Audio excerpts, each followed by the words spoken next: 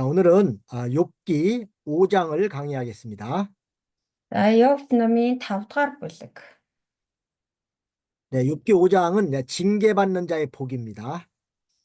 За энэ 5 дугаар бүлгийн гарчиг нь болохоор шийтгүүлэгчийн ерөөл. 네, 징계받는 자의 복. 대지를 보면 첫 번째는 미련한 자가 재앙을 초래함. За доторх нөгөө хуваагтлуудын нэлээ нэгдүгээр хэсэг нь болохоор 다시 말씀해 주세요. 미련한 자가 재앙을 초래함. муухаг нэгэн гай гамшигыг авчирдаг. 1절로 7절. 1-7 дугаар ишлэл. 두 번째는 하나님께 의탁한 자를 도와주심. 하나님. 네, 하나님께 하나님께 이렇게 의지하는 사람을 도와준다는 뜻입니다. Бурханд найдагчид тусалдаг. Хоёр дахь нь 8절로 найдагчид тусалдаг. 8-аас 11절. 11-р ишлэл. 세 번째는 하나님은 불의한 자를 멸하고 곤비한 자를 건져주심. 3 дугаарт нь болохоор Бурхан зөвхт бусыг 멸하고 불의한 자를 멸하고 불의한 자는 멸하고 곤비한 자. 곤비하다. 이게 좀 뭐라고 할까요? 비천하다고 할까요? 뭐 그런 뜻인데. 자라. 곤비란 뜻이. 여기는 16절에 뭐 가난한 자로 되어 있는데 그거 맞나요? 가난한 자? 가난한 자도 맞는 거예요. 네. зөвхт бус хүмүүсийг устгаж, Бурхан зөвхт бус хүмүүсийг устгаж ядуу доройчдыг 구원하다라고 하셨어요. 빈곤한 자. 가난한 자도 뜻이 맞는 뜻이네요, 보니까. 네. 그런 자를 돕는다. 가난한 자를 건져주심. авардаг. зөвхт бус хүмүүсийг устгаж ядуу дорой хүмүүсийг авардаг. 12절로 16절. 12-аас 16 дугаар ишлэл. 네 번째는 하나님께 징계받고 돌아오는 자는 복이 있음. Бурханаар шийтгүүлээд эргэж нь ерөөлтэйё. Дөрөвдөх нь ерөөлтэй. 17절로 27절. 17-аас 27. 네, 이렇게 네 대지로 분리됩니다. За, ийм дөрвөн хэсэгт хуваагдах нэ. 그러면 첫 번째 대지 보겠습니다. 미련한 자가 재앙을 초래합니다. За, нэг дэх хэсэг нь болохоор 1-7 дугаар ишлэл мунхаг хүн гайхамшигыг авчирдаг гэсэн хэсэг байна. 네, 1절 말씀 한번 읽어보겠습니다. 부르짖어 보아라. 내게 응답할 자가 있겠느냐? 거룩한 자 중에 내가 누구에게로 향하겠느냐? 그랬습니다. За, нэгдүгээр ишлэл одоо дуудаач хариулах хэн нэгэн байна уу? Олон ариун хүний алинд нь чи хандах вэ? 네, 여기 욥기 5장도 4장과 마찬가지로 엘리바스가 욥에게 하는 말입니다. За, энэ 4-р бүлэг нь болохоор 5 дугаар бүлэг нь 4-р бүлэгтэй адилхан Элифаз Ёбд хэлж байгаа үг байгаа. 여기 거룩한 자라고 나와 있는데 거룩한 자는 천사를 가리킵니다. За, энд ариун хүн гэж хэлсэн байгаа тий. Олон ариун хүний алинд нь чи хандах вэ? Энэ олон ариун хүн гэдэг нь болохоор Тэнгэр элчийг хэлж байгаа. 그러게 욥기 5장 1절의 말씀의 뜻은 그 욥이 끝까지 자신의 의의를 주장한다면 천사들조차도 욥을 위해서 변호해 줄 자가 없다는 것입니다. За, тэгэхээр энэ 5-ын 1-р ишлэлийн агуулга нь утга нь болохоор юу вэ гэхээр энэ найз нар нөгөө Ёбыг л буруутгаад байгаа шүү дээ. Тэгээд Ёб чи эцсээ хүртэл ингэж зөрүүдлсээр өөрийгөө буруугүй гэж зүтгэсээр байх юм бол Тэнгэр элчнэр хүртэл чамд яаж туслах юм бэ гэсэн утгатай. 엘리바스가 볼 때에는 욥이 지금 고난당하고 있는 것이 욥이 하나님께 범죄했기 때문에 고난당하는 것으로 보고 있습니다. За тэгэхээр Элифасын харснаар болохоор Йов бурхны өмнө за гарцаагүй одоо буруу зүйл хийсэн учраас гим нүгэл үйлцэн учраас л ийм гай гамшиг тулгараад байгаа гэж үзсэн байгаа. 네, 그렇지만 지금까지 우리가 쭉 배웠지만은 욥이 고난당하는 것은 죄를 지었기 때문에 고난당하는 것이 아닙니다. Гэтэл одоо өнөөдрийг хүртэл бидний үзэж судалснаар бол Йовт ингэж учраад байгаа гай гамшиг нь бол Йов одоо юу гим нүгэл үйлдсэн учраас биш гэдгийг бид нар мэднэ. 이게 엘리바스는 그 일반적인 원리를 가지고서 지금 말하고 있는 것입니다. Тэгэхээр Элифаз ийм үгийг хэлж байна гэдэг чинь зөвөр жирийн одоо тэр нэг логик сэтгэлгээгээр сэтгэхэд энэ ялцчгүй одоо буруу зүйл хийсэн учраас л ийм гайхаа юм шиг ирж байгаа гэсэн тийм бодолтойгоор хэлсэн. 네, 욥이 고난당하는 것은 하나님께서 욥을 연단시켜서 또 더 좋은 것으로 채워주시려는 하나님의 뜻이 있기 때문입니다. Тэгэхээр Йовт ингэж учраад байгаа энэ гай гамшиг нь бол бурхан Йовыг илүү ихээр өрөөж, илүү сайн сайхан бүхнээр дүүргэж өгөхийн тулд ийм гай гамшиг учрахыг зөвшөөрсөн. 근데 엘리바스는 지금 그 신앙이 욥의 신앙의 그 경지만큼 올라와 있지 못하기 때문에 그 욥의 신앙을 이해하지 못하는 것입니다. Харин энэ Элифасын итгэл үнэмшлийн одоо гүн гүнзгий гэж гэдэг юм одоо төвшин нь Йовын итгэлийн хэмжээнд хүрээгүй одоо тэр зэргийн гүн итгэл байгаагүй учраас зүгээр жирийн одоо хүмүүсийн боддог тэр логик сэтгэлгээгээр л бодоод яриад байсан байна. 그러니까 믿음이 어린 신자가 믿음이 좀 장성한 신자의 장성한 신자를 이해하지 못하는 것입니다. Нэг үгээр хэлэх юм бол итгэлээр нялах байгаа хүн итгэлээр төлөвшсөн хүний итгэл үнэмшлийг нэгсэндээ шүүж байгаа хэрэг юм. Итгэлээр нялах хүүхэд итгэлээр төлөвшсөн том хүний итгэл үнэмшлийг нь хараад шүүж байгаатай адилхан гэсэн үг. 그러니까 믿음이 어린 신자의 입장에서 보면은 고난당하거나 환난당하는 것이 죄 때문에 당한다고만 생각하는 것입니다. Тэгэхээр итгэлээр ялах балчир байгаа хүн бодохдоо болохоор энэ гай гамшиг учирч байна гэдэг бол ерөөсөө тэр хүн ямар нэгэн буруу юм уу гим нүгэл хийсэн учраас л учирдаг гэж боддог байна. 그러나 욥은 정직하고 순전하고 하나님을 경외하는 자입니다. Гэтэл Йов ч ямар хүн бэлээ? Үнэхээр шудраг, гим зэмгүй, бурхнаас эмээдэг нэгэн шүү дээ.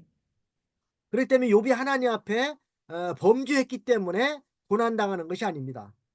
Тийм учраас Йов бурхны өмнө гим нүгэл үйлдсэн учраас түнд ийм гай гамшиг учраад байгаа юм биш ээ. 사탄이 와서 욥을 자꾸만 참소하기 때문에 그래서 하나님께서 욥의 신앙을 드러내서 보여주기 위해서 이런 그 고난을 허락하신 것입니다.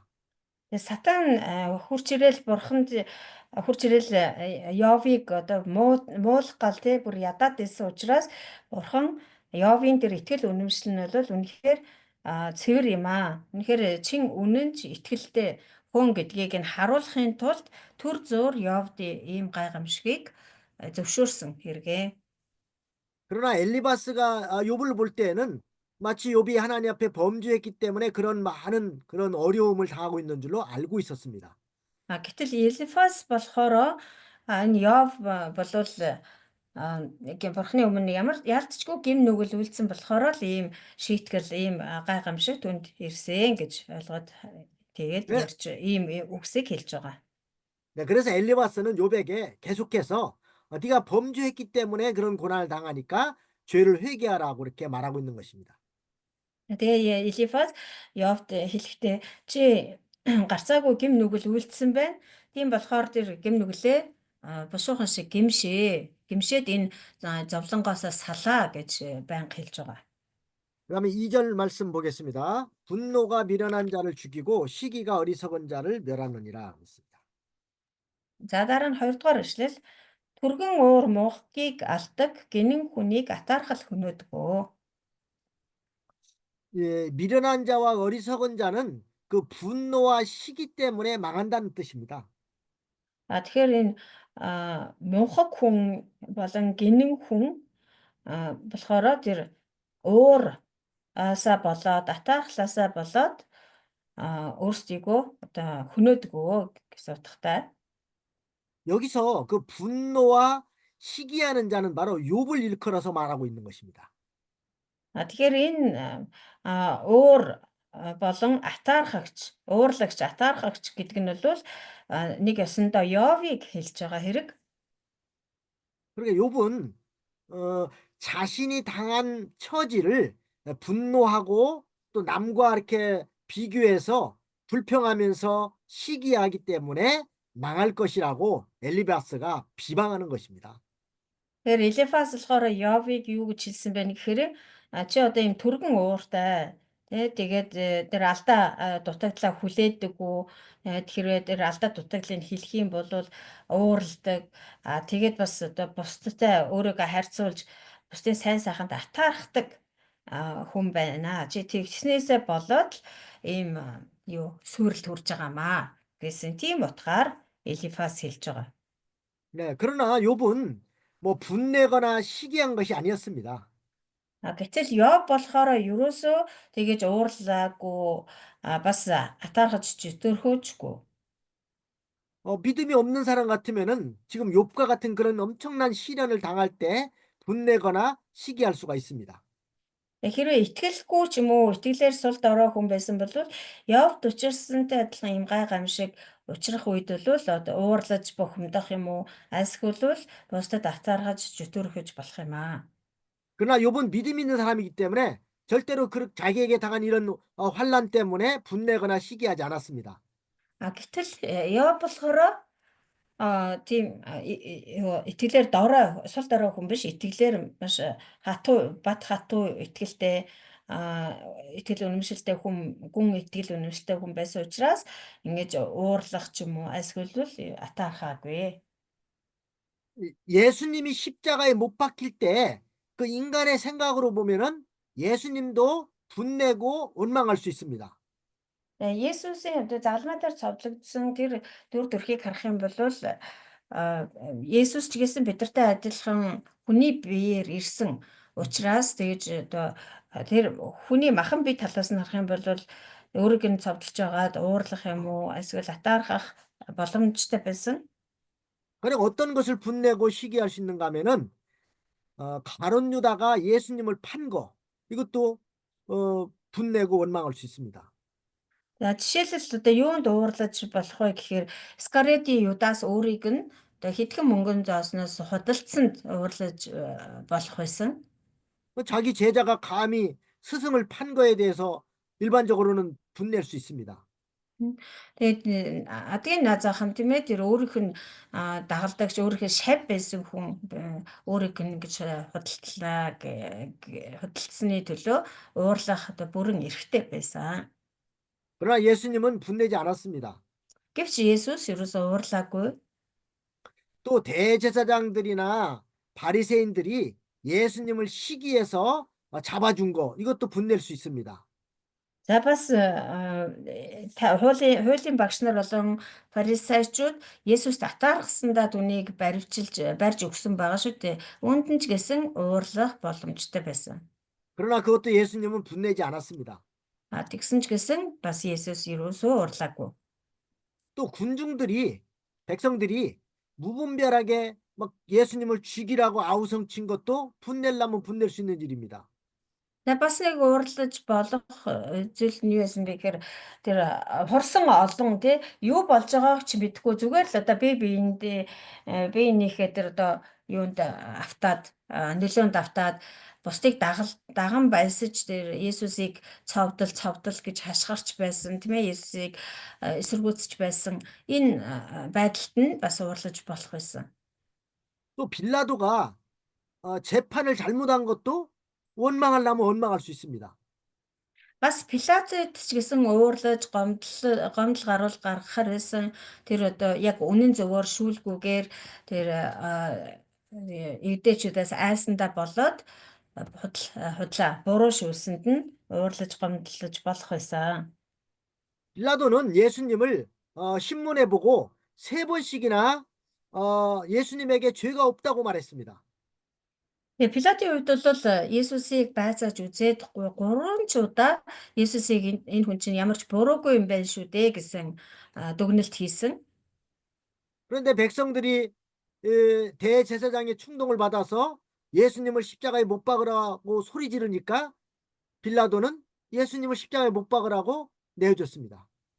Хэдийгээр тэр яг байцааж үзээд гэм буруугүй гэдгийг нь тогтоосон боловч тэр хурсан олон тэр фарисеучуд болон хуулийн багш нарын одоо өдөр хатгалгаас болоод хөөрсөн олон хүмүүс Иесусыг цовдол гэж хашгиралдаж байсан учраас үүмэн самунд итгэхээс айгаад Иесусийн талаар одоо тэр буруу шүүлтийг эцсийн шийдвэрийг гаргасан байгаа. 이게 얼마나 잘못된 재판입니까? Тэгээ энэ ямар гэж одоо буруу шүүлт вэ тийм ээ? 세상에 그 어떤 재판관이 자기가 분명히 신문해보고 죄가 없다는 걸 세 번씩이나 말하면서도 백성들이 죽이라고 그러니까 그 죽이라고 언도를 내린다는 게 말이 되겠습니까? Энэ дэлхий дээр өөр баг Пилат шиг тийм одоо буруу шүүлт явуулсан шүүгч баг байхгүй баг. Өөрөө одоо шүүж үзээ тий өөрөө байцаж үзээд 3 удаа гин буруугүй гэдгийг тогтоочихсан хэрнээ эцсийн шийдвэрээ гаргахдаа болохоор тэр ард олноос айгаад ард олны өмнө самунд итгэхээс айгаад эцэст нь яг өөрийнхөө тэр нөгөө шүүлтийн дүгнэлтийн эсрэг цовдлох тийм шүүлтийг ялыг ононо гэдэг бол үнэхээр шудраг ус үнэхээр одоо буруу мунхаг шийдвэр байсан. 그러나 예수님은 빌라도의 그런 잘못된 재판에도 원망하지 않았습니다. Гэхдээ Есүс бол Пилатын тийм буруу шүүлтэнд ч гэсэн гомдлоогүй. 예수님은 아버지께서 내게 주시는 잔을 내가 어찌 마시지 않겠느냐고 하면서 그것을 달게 받으셨습니다. Харин ч Есүс аав таны надад өгсөн энэ аягтайг би хэрхэн өөрөөсөө зайлуулах билээ гэд тэр шүүлтийг бол сайн дураараа хүлээж авсан байгаа. 자, 여기서 우리가 배워야 될 것은 남에게 책임을 전가시키는 것은 마귀 역사고 하나님을 떠난 불신앙입니다. Тэгэхээр эндээс бид нар юг сурч болох вэ гэхээр бусдад одоо үүрэг хариуцлагыг нялзаана. Бусдад тохооно гэдэг бол диавлын ажил тэгээ бурхнаас одоо холдож хүндэрсэн үл итгэлийн илэрхийлэл юм аа. 예, Итгэлгүй байдлын илэрхийлэл. 우리가 어떤 일이 생겼을 때에 그 책임을 다른 사람한테 떠넘기는 것은 그건 옳지 않은 것입니다. Тэгэхээр бидэнд ч гэсэн ямар нэгэн асуудал тулгархад тэр асуудлын үүрэг хариуцлагыг бусдад нялзааж тохиох нь бол зөв биш юм аа. 네, 모든 것이 다 나 때문인 줄 아는 그런 마음을 가져야 됩니다. Тэгэхээр бүх зүйл одоо надаас болсон бид буруутай гэсэн тийм одоо зүрх сэтгэлийн хандлагатай байх ёстой. 그래서 우리는 이 분김에 무슨 일을 처리하지 말고 믿음으로 나가면서 성경과 원리 원칙대로 모든 일을 바로 처리해야 된다는 것입니다. Тэгэхээр бид нар одоо аливаа асуудлыг шийдэхдээ уураар шийдэж өрөөсөө болохгүй, өөр утсаараар шийдэж болохгүй. Харин бүх зүйлийг одоо Библийн зарчмын дагуу, үнний дагуу, итгэлийн дагуу шийдвэрлэдэг байх ёстой. 네, 에베소서 4장 26절에 보면은 분을 내어도 죄를 짓지 말고 해가 지도록 분을 품지 말라고 그랬습니다. Эфес 4:6 дээр бидний сайн мэддэг тийм ээ. Чи ууралсан ч гэсэн энэ нүгэл үлдэж болохгүй уур хилэн чиний уур хилэн дээр нар жаргах ёсгүй гэж хэлсэн байдаг. 그다음에 3절 말씀 보겠습니다. За Ёб 5:3 내가 미련한 자의 뿌리 막는 것을 보고 그 집을 당장에 저주하였노라 그랬습니다. Үндэслэж би муухгийг би харж орон гэрээг нь шууд харав. 예, 미련한 자가 뿌리 막는 것, 미련한 자가 뿌리 내리는 것은 바로 악한 자가 아주 견고하게 번영하는 것을 말합니다. 견고하게 뭘 한다고? 번영 잘 된다는 거죠. Аа, аа. За үндэслэж би муухаг гэдэг нь юу вэ гэхээр тэр одоо муухаг нэгэн одоо өөрөө тэр муухаг байдлыг муухаг байдлаа бүр гүн тэр муухаг байдал нь бүр гүн үндэстэй болцсон. Өөрөөр хэлбэл бүр тийм муухгийн дээд болчихсон. Тэгсэн хэрнээ тэр нь үндэслэж байна. Тэр муухай байдал нь үндэслэж байна гэдг нь нэг ёсондоо одоо хөгжил цэцэглэл. Тэр муухай хүмүүс тэгэж одоо сайн сайхан явдаг тий. Тэр байдлыг хэлж байгаа. Хөгжин цэцэглэж байгааг хэлж байгаа. 여러분은 악한 자가 더 번성하고 잘 되고 건강하고 돈도 잘 벌고 그런 모습을 보면 화가 나지 않습니까?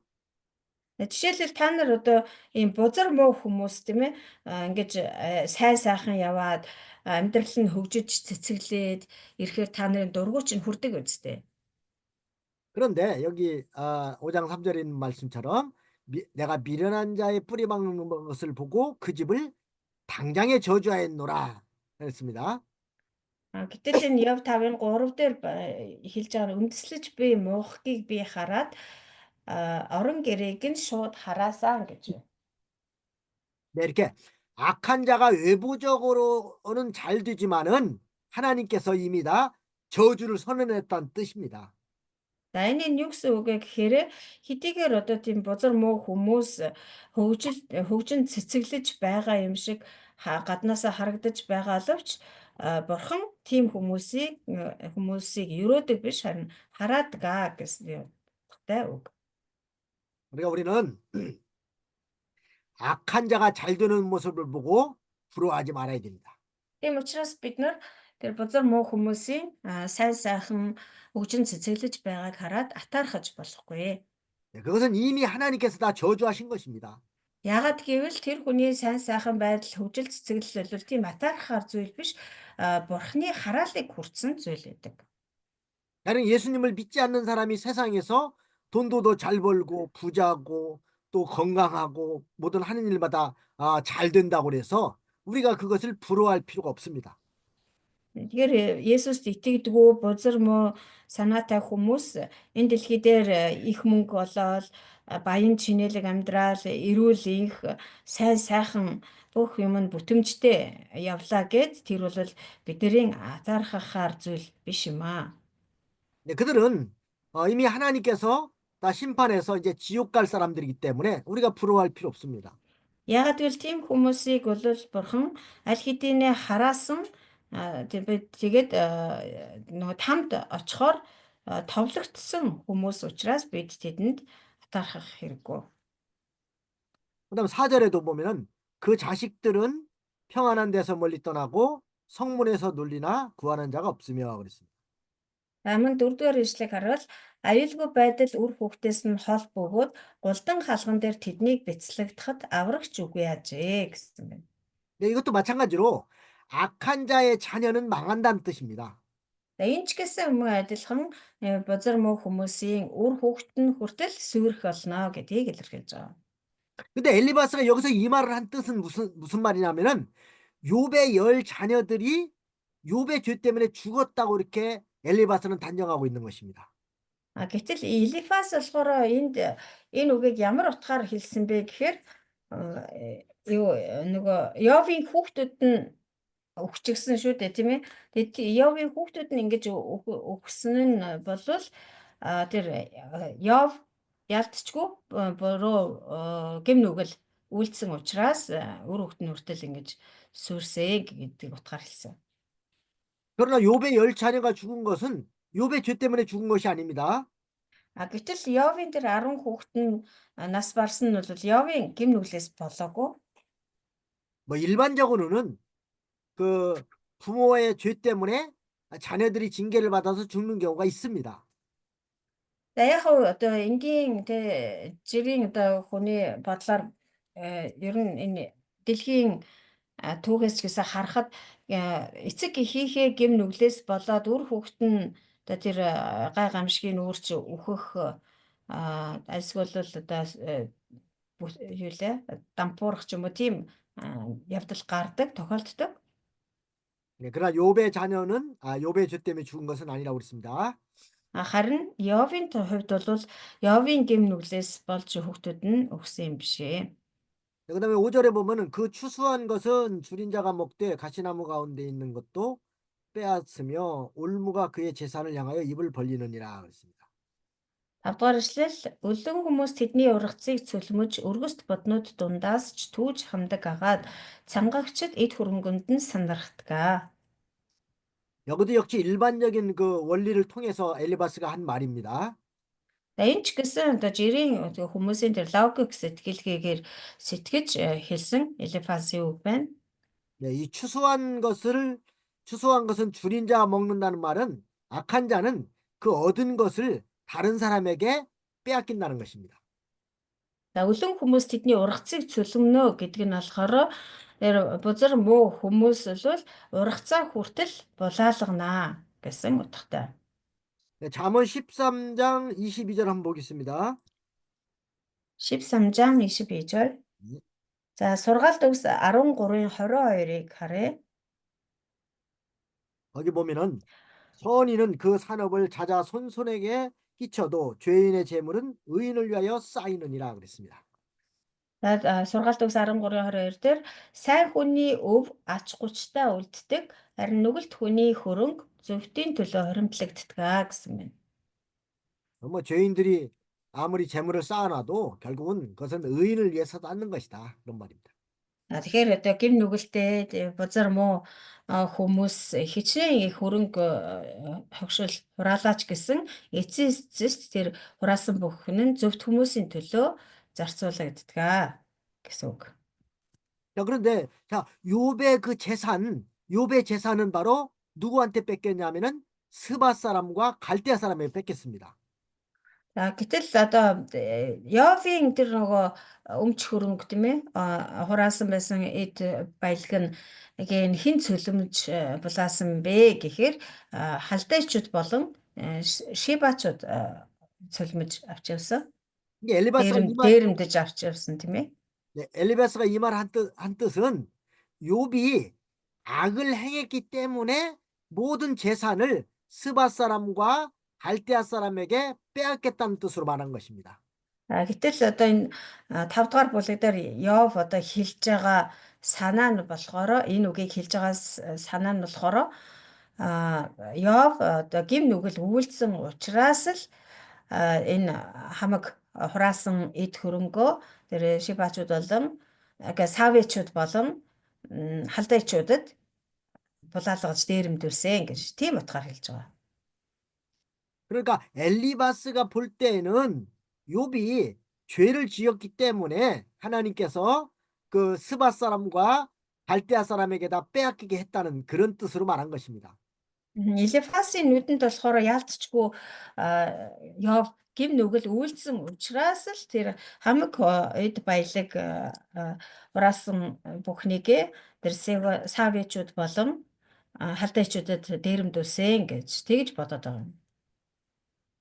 또 여기 가시나무 가운데 있는 것도 빼앗으며 그랬는데 이 가시나무 가운데 잘 보관된 것이라도 다 뺏긴다는 뜻입니다. За дараа нь тэр нэг өргөст ботнууд дундаас ч гэсэн түүж хамдгаа гэж байгаа. Тэгээ энэ өргөст ботнууд дунд гэдэг нь тэр өргөст ботнуудаар ингээ хамгаалуулсан мэт ингэж нуун далталсан зүйлийг нь ч гэсэн юу ч үлдээлгүй түүж хамдаг гэсэн утгаар хэлсэн байна. 네. 그 악한 자는 자기 재산을 어떤 좋은 방책을 써서 잘 관리하거나 간수한다고 해도 하나님의 심판을 받아서 다 뺏긴다는 뜻으로 말했습니다. За энэ утга нь болохоор бузар муу хүмүүс бол яг л нэг өргөст бутан дотроос хэн бол хүмүүс одоо өргөст бутан донд байгаа юмыг тэр болгон авахгүй шүү дээ. Яг тэгэл өргөстэй учраас хатгуулна энэ төр гэд тийм ээ. Тэр яг түүнтэй адилхан ингээд бузар муу хүмүүс өөрийнхөө эд баялагийг хичнээн одоо ямар нэг аргаар ямар ч хамаагүй аргаар ингэж хамгаалсан, нуусан, далдалсан байлаач гэсэн бурхан тийм хүмүүсийн хөрөнгийг бас булааж авдгаа гэсэн утгатай. 또 올무가 그의 재산은 향하여 입을 벌린다 그랬습니다. 여기 몽골 성경에는 메마른 자들이 그 제산을 위해서 그래요. 뺏을 생각을 붓는다. 예, 뭐 하여튼 뭐 그 나라마다 이제 그런. 번역이 차이가 음흠. 있으니까 하여튼 네. 이 말의 뜻은 뭐냐면은 악한 자의 재산은 이런 그 올무에 걸려도 다 빼앗겠다는 뜻입니다. 음흠. Тэгэхээр цангагчд эд хөрөнгөнд санаарахтгаа гэдг нь болохоор бас л одоо нөгөө бузар муу хүмүүсийн эд хөрөнгө нь хөрөнгөнд нь одоо бусад хүмүүс санаархаж байдгаа. Тэгж отоод хүлээж байдгаа гэсэн утгатай. 이게 악한 자의 재산은 다 이게 올무에 걸려서 다 뺏긴다. 그런 뜻으로 말했습니다. Мгм.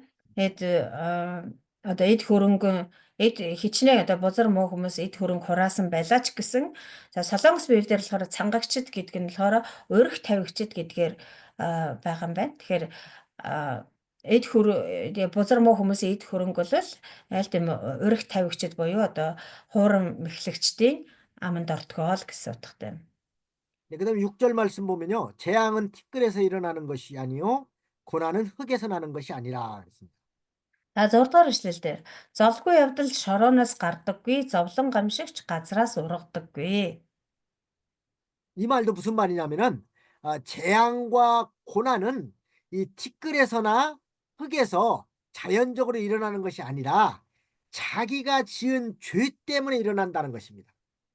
За энэ юу гэсэн утгатай вэ гэхээр энэ ямар нэгэн гай гамшиг, зовлон бэрхшээл бол зүгээр л одоо баяндаа байглаас тийм ээ ирдэггүй одоо шорооноос гардаг, газраас ургацдаг тийм аяндаа зүгээр одоо юу гэх вэ биднэрт цаанаас одоо байглаасаа тохиолддог зүйл биш ээ.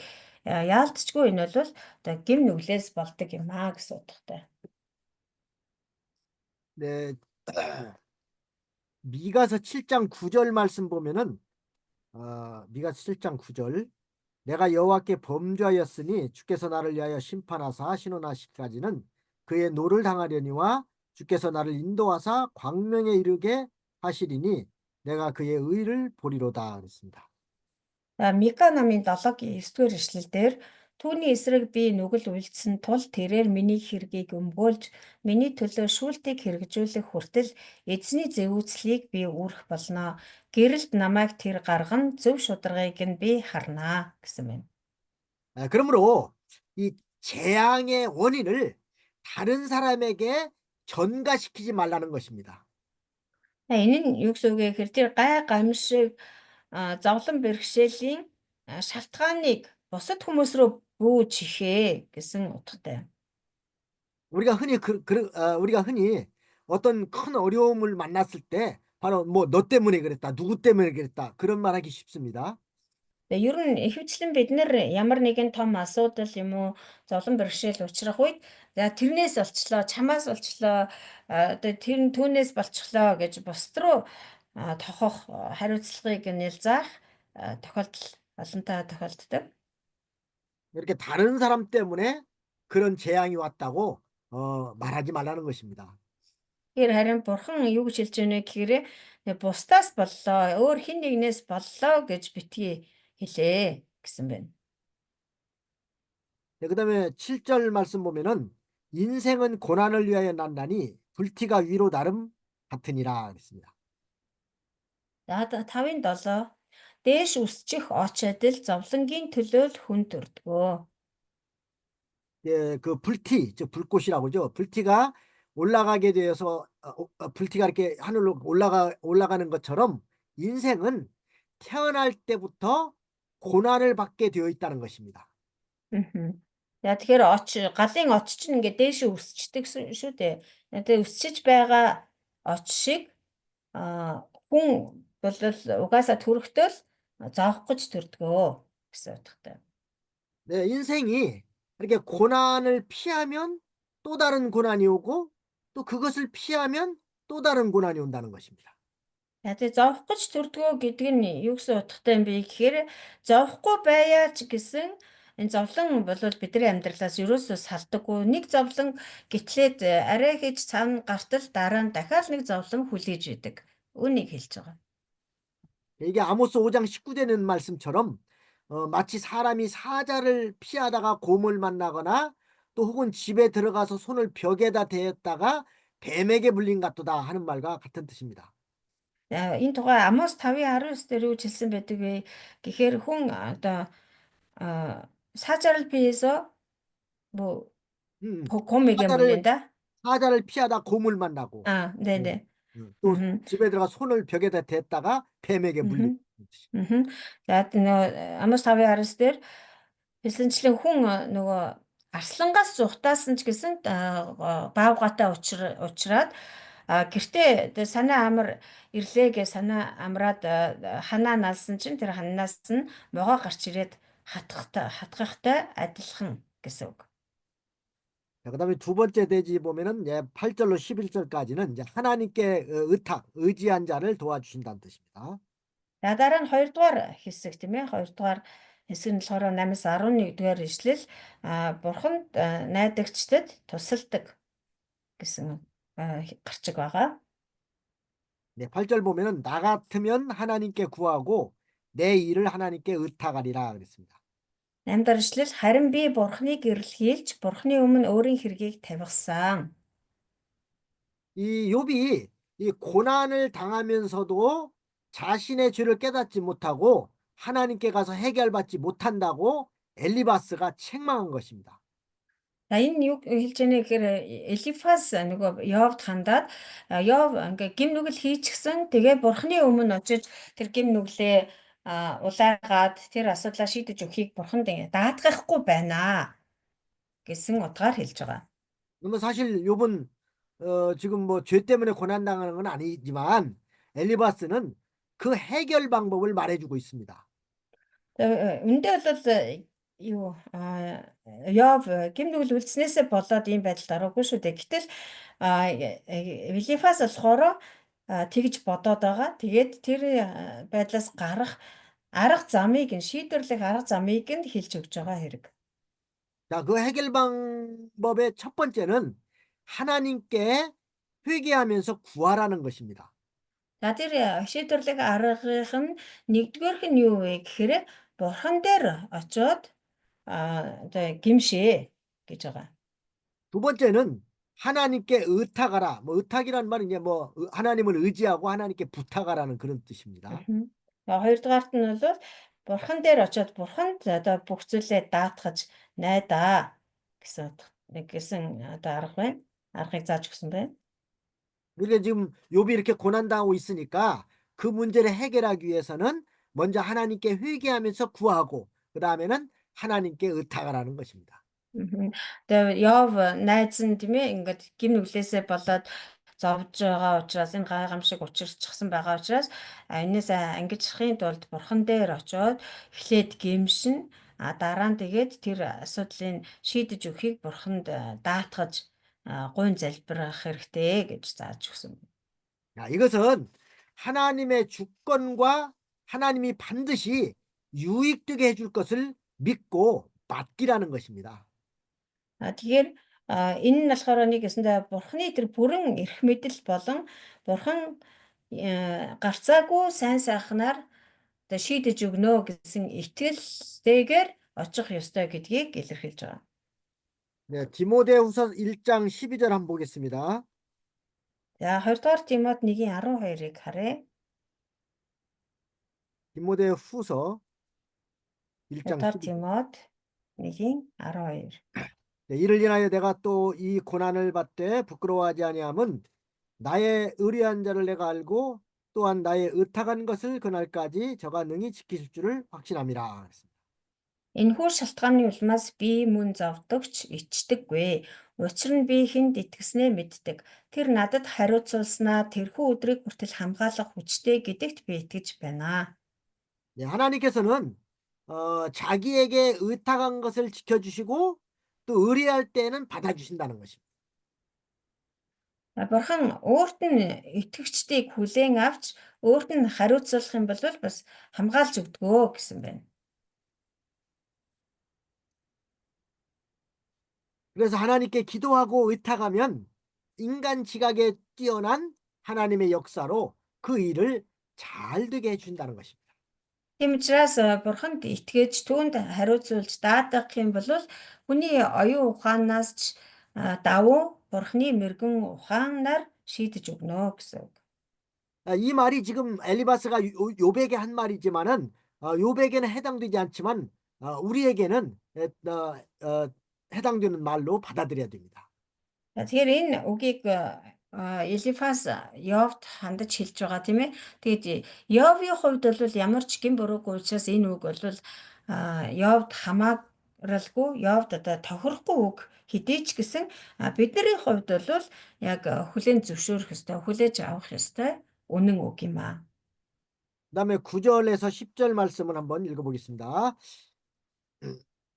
하나님은 크고 측량할 수 없는 일을 행하시며 기이한 일을 셀 수 없이 행하시나니 비를 땅에 내리시고 물을 밭에 보내시며 그랬습니다. За дараа нь 9-с 10 дугаар эшлэл тэрээр авгаа ухааршгүй зүйлсийг болон тоо томшгүй гайхамшгуудыг үлддэг. Тэрээр газар дэлхий дээр хур бороо өгч талбайнуудад ус илгээдэг бөгөөд. 이렇게 하나님께 구하고 의탁해야 될 이유에 대해서 말했습니다. Яагаад бурхан тандан залбирах ёстой, бурханаас гуйх ёстой, бурханд даатгаж хариуцлах ёстой вэ гэсэн тэр шалтгааныг энд өгүүлж байна. 첫째는 하나님은 크고 측량할 수 없는 일을 행하시며 아주 기이한 신기한 일을 셀 수 없이 행하시는 분이기 때문이라는 겁니다. Шалтгаан нь гэвэл нэгдүгээрт бурхан өөрөө маш аавгаа ухааршгүй зүйлсийг болон тоо томшгүй гайхамшгуудыг үйлддэг нэгэн учраас түүнээс бид гуйж түүнд даатгах ёстой. 또 하나님께서 자연계의 비까지 주관하시는 분이기 때문이라는 것입니다. За хоёрдугаарт нь болохоор бурхан энэ байгаль дэлхийг хүртэл захирч байдаг нэгэн учраас тийхүү гуйж хариу даатгах ёстой.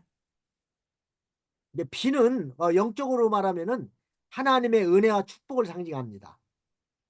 За хур бороо гэдэг бол сүнсний талаас нь ярих юм бол бурхны ивэл нэгүслийг бэлэгддэг зүйл. 네, 시편 68편 9절 말씀 한번 보겠습니다. За дуулал 68:9-ыг харъя.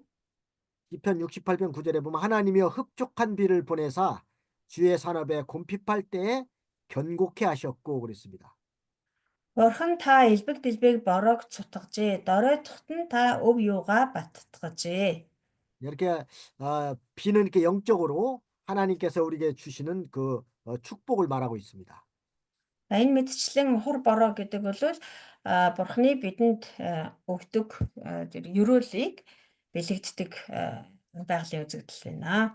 이렇게 하나님께서 비를 땅에 내리시고 또 물을 밭에 보내신다는 것은 은혜와 복을 주신다는 뜻입니다. Тэгэхээр энэ 10 дугаар эшлэл дээр гарч байгаа тэрээр газар дэлхий дээр хур бороог өгдөг, талбайнуудад усыг илгээдэг гэдг нь болохоор бурхнаас бидэнд өгдөг тэр нэгүүлсэл ерөөлүүдийг илэрхийлж байгаа. 근데 우리 바르갈림님은 어디 밖에 어디 가시나요? 지금 뭐 밖에 열심히 걸어가시는 것 같은데. Байгаль юм уу?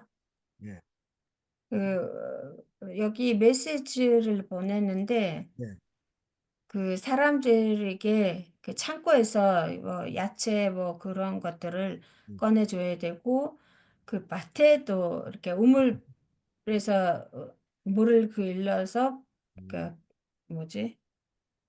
그 물을 줘야 돼서 예, 예. 카메라 없이 들어가도 되느냐 이렇게 물어봤는데 카메라를 안 건나 보다. 그러시군요. 어디 열심히 가시는 것 같아가지고. 네. Байгаль эрчийг хаашаа их ажилдаа яваад ах шиг байна. Хаашаа яваад байгаа юм болоо хичээлдээ суухгүй гинэ.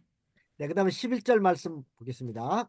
Байгаль эрч камера хаана гэдээсээ хаагаагүй л 네, 낮은 자를 높이 яваад ах 드시고 шиг байна. 슬퍼하는 자를 흥기시켜 안전한 곳에 있게 하시느니라 그랬습니다. Бас сонсохгүй л ах шиг байна. Сонссон бол камера хаагараа. За 11 дээр ишлэл дорой хүмүүсийг тэр өндөрт тавьж гашуудагсдаг аюулгүй байдалд өргөх ажээ. 여기 낮은 자를 높이 드신다는 뜻은 믿는 일 하느라고 낮아진 자를 하나님이 높이 주신다는 것입니다. 높여 주신다는 것입니다. Мгм. Дорой хүмүүсийг тэр өндөрт тавьдгаа гэдг нь болохоор тэр энэ одоо ядуу дорой, сул дорой хүмүүс гэсэн утгаараа биш, итгэлийн улмаас итгэлийн одоо үйлчлэлийг хийгээд тэрнээсээ болоод одоо дорд болгогдсон тийм ээ, бусдад доромжлогдсон ч юм уу дорд болгогдсон тийм хүмүүсийг тэр өндөрт өргөмжилж өгдөгөө гэсэн утгатай. 베드로전서 5장 6절에도 보면은 그러므로 하나님의 능하신 손 아래서 겸손하라. 때가 되면 너희를 높이시리라 그랬습니다. За 1-р Петр 5-ын 6-р эшлэлдэр юу гэж хэлсэн байгаа гэхээр иймд бурхны хүчирхэг мотрын дор өөрсдийгөө даруй байлгаа. Тэгвэл бурхан зохистой цагт та нарыг өргөмжилнө гэсэн байна. 그러니까 이게 믿는 일 하느라고 낮아진 것은 하나님이 때가 되면은 높여 주신다는 것입니다. Тэгэхээр итгэлийн ажлыг хийгээд тэрнээсээ болоод дорд болгогдсон, даруй болгогдсон хүмүүсийг бурхан цаг нь болоход өндөрт өргөмжилж өгдөгөө. 또 야고보서 4장 6절 말씀에도 보면은 그러나 더욱 큰 은혜를 주시나니 그러므로 일렀을 때 하나님이 교만한 자는 물리치시고 겸손한 자에게 은혜를 주시느니라 그랬습니다. За мөн Яков 4-ийн 6-р эшлэлдэр гэвч тэр илүү их нэгүүлсэл өгдөг. Тиймээс бурхан бардмыг эсэргүүцэж дарууд нэгүүлсэл өгдөг гэжээ. 이 말씀을 볼 때 하나님은 항상 겸손하고 낮아져서 하나님만 의뢰하고 나갈 때 하나님께서 그 사람을 높여주신다는 것입니다. За энэ мэт ишлүүдээс харах юм бол бурхан ямар хүмүүсийг өндөрт өргөмжилж өгдөг вэ гэхээр бурханд бүрэн дүрэн итгэлээ тавьж зөвхөн бурханы төлөө өөрийгөө даруй болгосон, дорд болгосон тийм хүмүүсийг бурхан өөрөө өргөмжилж өгдөг гэсэн байна. 요셉이 이렇게 종으로 팔려갖고 보디발의 집에서도 이렇게 종살이하면서 잘 충성하고 또 뭐 감옥에서도 이렇게 충성했기 때문에 하나님께서 나중에 요셉을 높여주셨습니다. Йосефийн амьдралыг ч гэсэн харахад Йосеф болвол одоо бүрэн түрэн дорд болгогдсон тийм ээ одоо даруй болгогдсон байгаа. Тэр одоо хэл сэргэлтэй бишээ боол болж зарагдсан. Дээрэс нь хэл сэргээр шорон түрдэл ороод гэвч тэр хаач байсан үргэлж бурханд итгэмжтэй өөрийгөө бүхэл зүйлээ бурханд даатгаж хариуцуулдаг. Тэгээд тэр бурхандаа итгэдэг байсан учраас эцэст нь бурхан түүнийг өндөрт өргөж өгсөн байна. 그러니까 하나님께서 우리 성도들을 낮은 자리에 세워놨을 때는 그저 아무 소리 하지 말고 겸손하게 낮아져서 섬기라는 것입니다. Тэгэхээр яг үүнтэй адилхан бурхан итгэгч бид нарыг ямар нэгэн одоо дорд албан тушаалч гэдэг юм эсвэл хүмүүсээс дорд тийм байдалд оруулаач гэсэн бид нар олон таван өгөхгүй өөрт өгөгдсөнийг хийгээл тэр итгэлээ сахиад явж явах юм бол бурхан цаг нь болоход биднийг өргөмжилж өгдөгөө. 근데 공연히 거기서 원망하고 불평하지 말라는 것입니다. Тэрнээс ш одоо тийм би дорд болгоцчлоо би яхаараа ингэж бусдын дор орох хэвээр ингэх мэдчлэн одоо уйлгнаж гонгнож гомдлох хэрэггүй. 사람이 큰 일을 하려면은 처음부터 큰 걸 맡기는 것이 아니라 처음에는 낮아지게 해서 거기서 많은 연단을 시킨 다음에 그 다음에 자격을 길러서 하나님이 큰 일을 맡기시는 겁니다.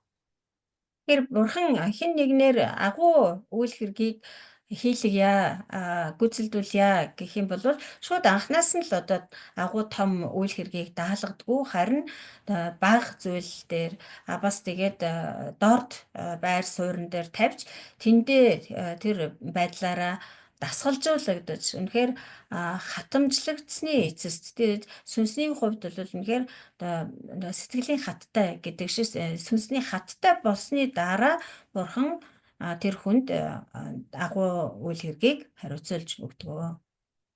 근데 아직 만들어지지 못하고 자격도 없는 사람한테 큰 일을 맡기게 되면은 그 일을 감당하지 못합니다. Харин одоо ерөөсөө тэгэж дасгалжуулагдаагүй, тэгэж хат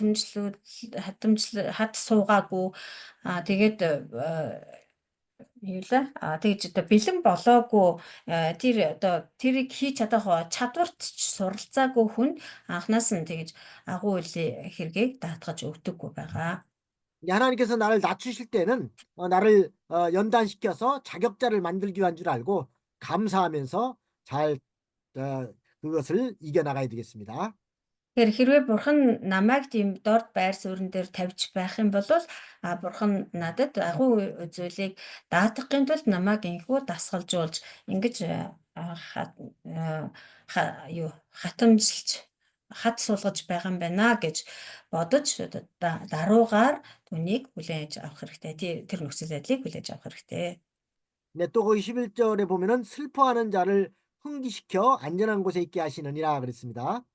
Раман 11 дээр ишлэлийн дараагийн хэсэгт нь гашуудагсдыг аюулгүй байдалд өргөх ажээ гэсэн байна.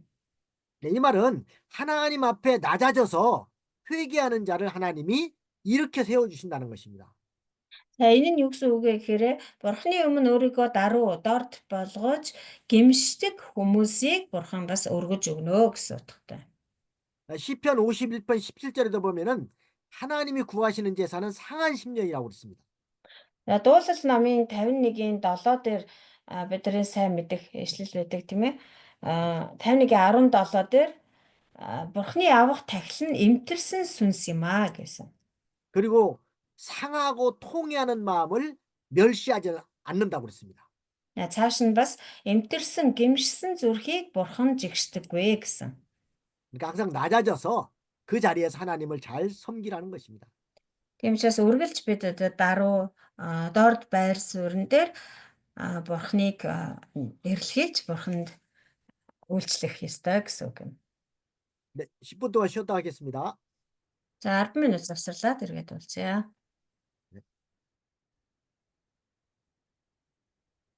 네, 이제 세 번째 대지로 12절로 16절까지 하나님은 불의한 자를 멸하고 가난한 자를 건져주신다는 뜻입니다. За 3 дугаар хэсэг нь 12-аас 16 дугаар ишлэл байгаа. За бурхан зөвхт бус хүмүүсийг устгаж ядуу доорой хүмүүсийг авардаг. 12절과 13절 한번 읽어보겠습니다. 하나님은 괴율한 자의 계교를 파하사 그 손으로 하는 일을 이루지 못하게 하시며 간교한 자로 자기 계율에 빠지게 하시며 사특한 자의 계교를 패하게 하심으로 그랬습니다. 12 13 дугаар эшлэгийг уншийе. Тэрээр башир хүмүүсийн хувилдааныг тасалснаар тэдний гар амжилт олж эс чаднаа. Тэрээр цэцдийг баширлал дээр нь барьж авдаг, зэлтнүүдийн зөвлгөө даруй хүчимгүй болдог. 죄송한데 목사님 녹화 했어요. 하셨죠? 네. 이렇게 괴율한 자와 간교한 자와 또 사특한 자가 무슨 일을 계획하고 성취하려고 하지만 하나님은 그들의 그 간교를 다 파하시고 그 자신들의 그 꾀에 빠지게 하신다는 겁니다. За энэ 12 13 дугаар эшлээс харах юм бол башир хүмүүс, хувилдагчид, за цэцэн мэргэд залтнууд гэх мэт ийм одоо зөвхт бос хүмүүс хичнээн одоо хувилдаж арга зайл башир арга хэрэгэлсэн ч гэсэн бас төлөвлөсөн ч гэсэн тэр бүхнийг нь бурхан хүчингүй болгодгоо гэсэн байна. 마치 хүчилгүй 그 болгодог. 에스더서에 나오는 그 하만이 모르드게를 죽이려고 자기 집에다가 높은 장대를 세워놨지만은 결국은 자기가 그 장대에 달려 죽는 꼴이 됐습니다. Бидний сайн мэдэх Эстер номон дээр Хаман Мордехайг дүүжилж алах гад хашаандаа гэрэг ойролцоо асар өндөр тийм дүүжлөр шон ингээ босгосон байдаг ч гэсэн эцэстээ тэр шондоо өөрөө дүүжлүүлж өгдөгтэй яг адилхан гэсэн үг. 이게 남을 죽이려고 이렇게 꾀를 베풀었지만은 결국은 자기가 자기 꾀에 넘어간 것입니다. Бусдыг алах гэж тийм ээ одоо хөнөөх гэж тэр хэдийгээр башир арга зайл хэрэглэж тэгж хуйлдаан зохиосон боловч төлөвлөгөө зохиосон боловч тэр төлөвлөгөөндөө эргээд өөрөө нөгөө ороогдсон. Өөрөөр хэлбэл нөгөө муу санаа өөрийгөө отно гэдэг болов тий яг тийм явдал болсон. 그러니까 언제나 진리에 서서 진실하고 의를 행해야 하나님이 지켜주시고 보호해 주신다는 것입니다. Тэр хизээд одоо үнэнч байж тийм ээ худал хуурмаг биш үнэн шудрах байж тэр хүний итгэлийг алдахгүй дааж явах юм бол бурхан тийм хүмүүсийг үргэлж хамгаалж өгдөгөө.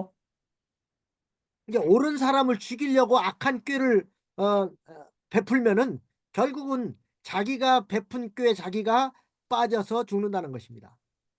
Тэр эцэст ингээ зөв явж байгаа хүмүүсийг тий гин буруугүй зөвхт хүмүүсийг хоорлох хөнөөх гэж одоо башир арга зайл хэрэглэх юм бол тэр арга зайлтанда өөрөө ундаг аа. 때로는 뭐 이렇게 자기가 계획을 하면은 잘 될 것처럼 이렇게 악한 계획을 세우지만은 그러나 하나님은 공의의 하나님이기 때문에 반드시 진실한 자가 이기게 하신다는 것입니다.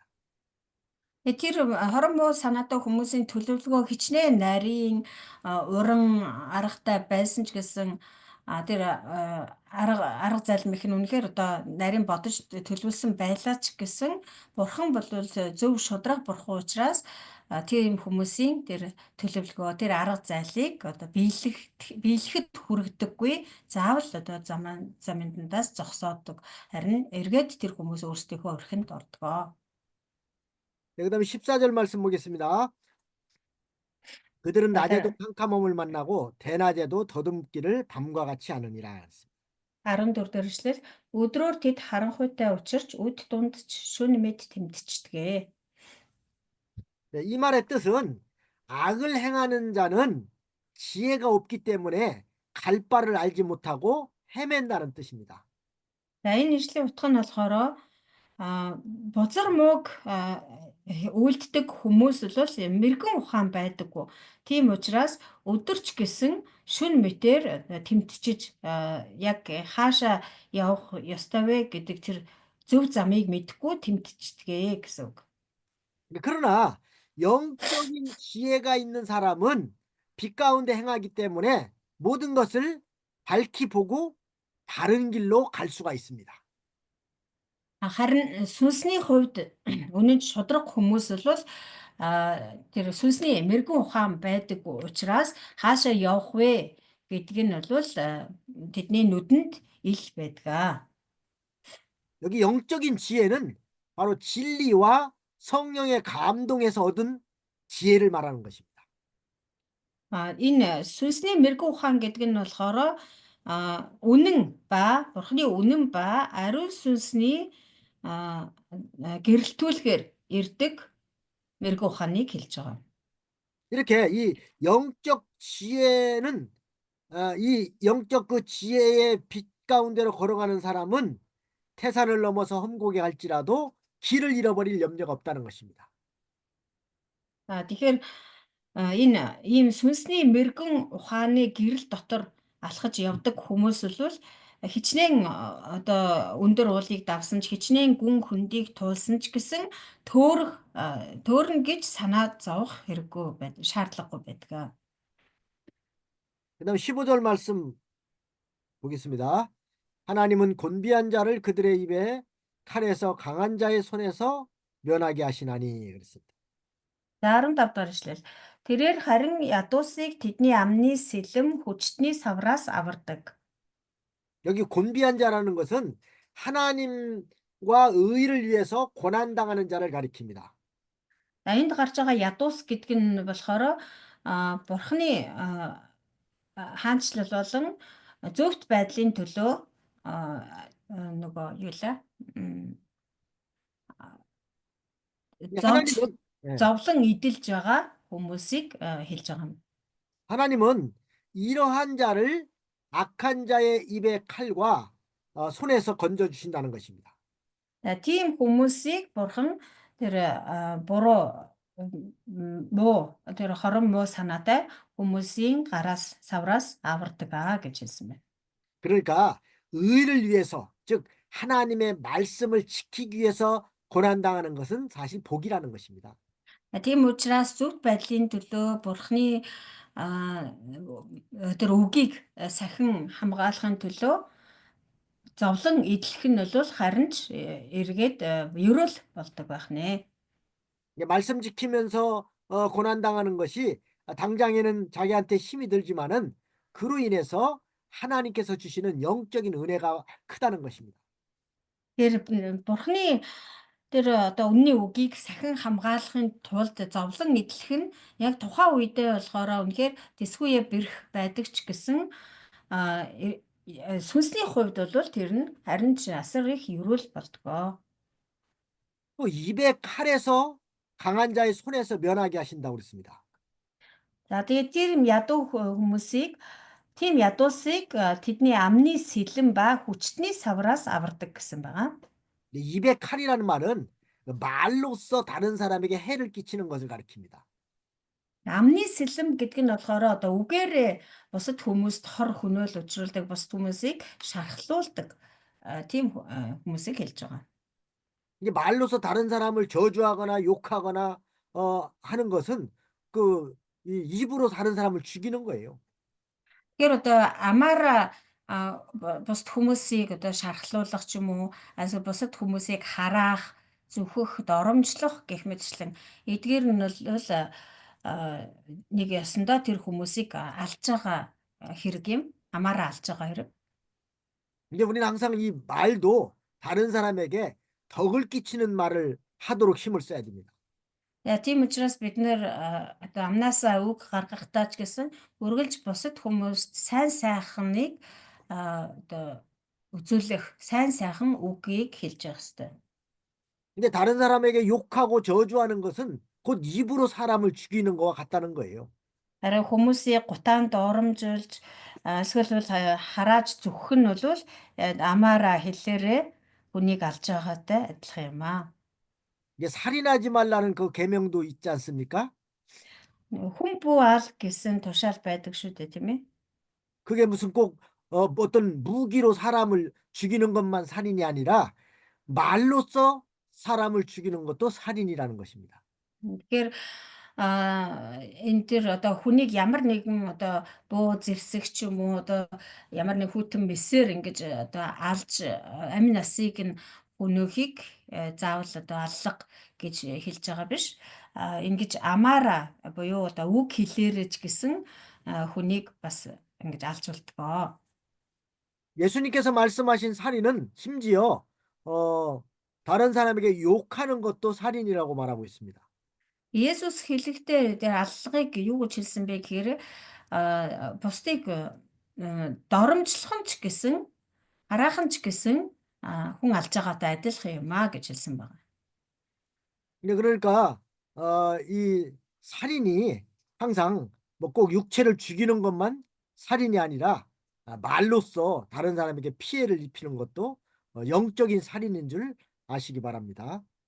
За тэгэхээр аллах гэдэг бол заавал одоо бие махбодыг амь насыг бүрлэхийг л зөвхөн аллах гэж үздэггүй байх нь амаараа үг хэлээрээ хин нэгэнд хор хөнөөл учруулах, шархлуулах тийм ээ сэтгэлээр унгаах гэмэд одоо хин нэгэнд үг хэлээрээ ямар нэгэн хор хохирол учруулахыг ч гэсэн аллах гэж үздэг байгаа. 16절에 보면은 그러므로 가난한 자가 소망이 있고 불의가 스스로 입을 막느니라 그랬습니다. 16 дугаар эшлэлдэр иймд ядууст найдвар байгаа бөгөөд шудраг бус явдал амаа хамигтгаа гэсэн байна. 여기 가난한 자도 역시 믿음 지키다가 가난하게 된 자입니다. За энд өгүүлж байгаа ядуус гэдэг нь ч гэсэн мөн төрөчигтэй адилхан итгэлээ сахин хамгаалснаасаа болоод зовлон эдэлж байгаа хүмүүсийг хэлж байгаа. 또는 의를 위해서 가난하게 된 자를 말합니다. За мөн зөвхт байдлын төлөө ядуу болгогдсон хүмүүсийг ч гэсэн хэлж байгаа. 이런 사람은 하나님께서 도와주시기 때문에 소망이 있다는 것입니다. Ийм хүмүүст бол Бурхан өөрөө тусалдаг учраас найдвар байгаа гэж хэлсэн байна. 그래서 불의가 스스로 입을 막느니라 그랬습니다. Тэгээ шудраг бус явдал амаа хамигдгаа гэсэн байна. 예, 불의한 자는 하나님의 심판을 받을 때에 할 말이 없게 된다는 것입니다. Энэ юу гэсэн үг вэ гэвэл ийм шудраг бус хүмүүс Бурханы шүүлтийн өмнө очиод хэлэх үггүй болдгоо гэсэн утгатай. 네, 그다음에 네 번째 돼지의 17절로 27절은 하나님께 징계받고 돌이키는 자는 복이 있다는 내용입니다. За дөрөв дэх том хэсэг маань болохоор 17-оос 27 дугаар ишлэл байгаа тийм ээ. Тэгээд энэ хэсэг гарчиг нь болохоор Бурханаар шийтгүүлээд Бурханы шийтгэлийг хүрдээд эргэн иргчин юрэлтэй гэсэн байна. 네, 17절 말씀 볼지어다 하나님께 징계받는 자는 복이 있나니 그런즉 너는 전능자의 경책을 없이 여기지 말지니라 그랬습니다. 17 дугаар ишлэл үзэгтэн Бурханаар сургамжлагддаг хүн юутай жаргалтай вэ? Тиймээс төгс өчид нэгний гисгэлтийг бүүж ихш гэсэн байна. 이 말씀은 중요한 말씀이니까 다 같이 한번 같이 읽어보겠습니다. За энэ ишлэл маш чухал ишлэл учраас бүгдээрээ хамтдаа уншъя. Ураа. Үзэгтэн Бурханаар сургамжлагддаг 하나님께 хүн 징계받는 юутай 자는 жаргалтай 복이 вэ? 있나니 Тиймээс 그런즉 төгс өчид 너는 нэгний 전능자의 гисгэлтийг 경책을 бүүж 없이 ихш. 여기지 말지니라. 네. Амен. 네, 하나님께 징계받는 자가 복이 있다고 말하고 있습니다. За Бурханаар сургамжлагддаг тий Бурханаар оо за би шийтгэгддэг гэсэн байгаа. Энэ болохоор сургамжлагддаг гэсэн байна. Тэгэхээр та нар гарчгаач гэсэн ингээд өөрчилж Бурханаар сургамжлагдан эргэдэг хүмүүс одоо жаргалтай энд хэвсээр жаргалтай гэсэн байна. 이 Тэгж 말은 гарчгаа өөрчилжээрэй. 이 말은 신자가 하나님께 징계받는 것은 하나님의 사랑을 받는 증거입니다.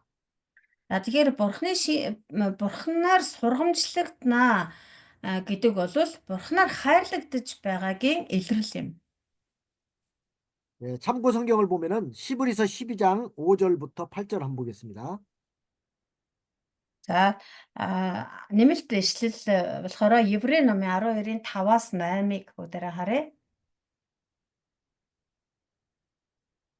히브리서 12장 5절로 8절 말씀을 다 같이 한번 읽어보겠습니다. За Еврей 12-ийн 5-аас 8-ыг хамтдаа уншъя. Та нарт хөвгөд шигээ хандсан тэрхүү синхрууллыг та нар мартжээ. Эзний сахилгажуулалтыг бүү хөнгөн үз хүмүн. Тэр чамайг зэмлэх үе сэтгэлээр бүү ун. Учир нь хайрладаг хүнээ эзэн сахилгажуулдаг. Хүлээн авдаг хүү болгоно тэр ташуурддаг гэсэн байдаг. Та нарын твчдэгч нь сахилга баттай болохын төлөө юм. Бурхан хөвгүүдтэйгээ шигээ та нартай харьцдаг. Учир нь эзэн сахилгажуулдаггүй хүү хаана байна? Бүгдээрээ хүртсэн сахилга та нарт үгүй бол та нар хөвгүүд нь бас бутаж ажээ. 네, 이 신자는 예, 하나님의 징계를 받음으로 죄를 깨닫게 되고 회개하게 됩니다. Тэгээ итгэгч хүмүүс бол Бурханаар сахилгажуулагдсанаараа гэм нүглээ гимшиж эргэдэг байгаа. 그래서 겸손히 낮아져서 하나님의 말씀을 잘 순종하게 되는 것입니다. За тийхүү даруй болж өөрийгөө даруй дорд болгож Бурханы өмнө өөрийгөө аваачдаг, даруугаар аваачдаг. 그러니까 신자가 징계받는 것은 나쁜 것이 아니라 오히려 하나님의 은혜인 줄 믿어야 됩니다. Тийм учраас итгэгч хүмүүс Бурханаар сургамжлагдана, сахилгажуулагдана гэдэг бол ичгүүртэй явдал биш, харин ч Бурханы нэгүүлсэл юм аа.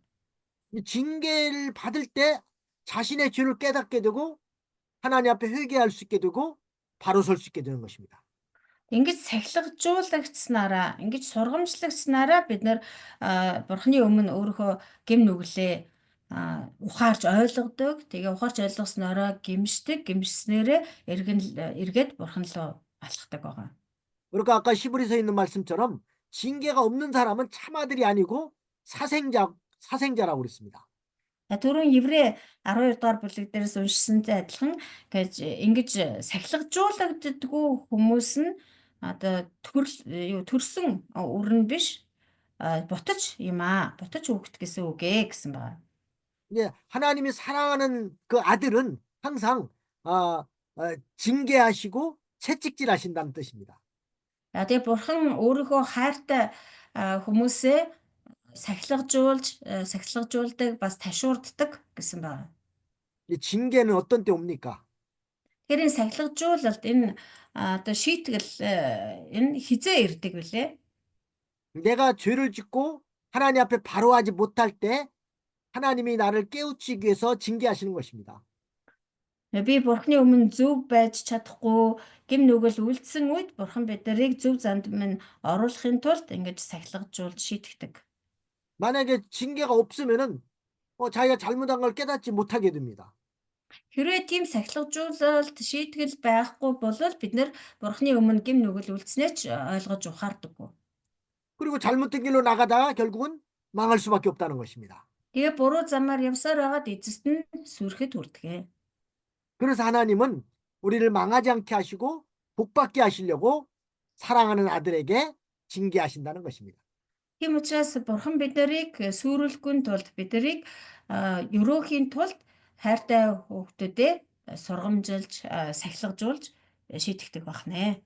로마서 8장 18절에 보면은 사도 바울은 현재의 고난은 장차 우리에게 나타날 영광과 좋게 비교할 수 없다고 그랬습니다.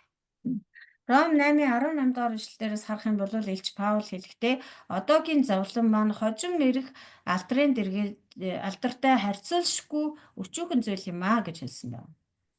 그래서 우리가 고난을 달게 받으면은 큰 유익이 된다는 것입니다.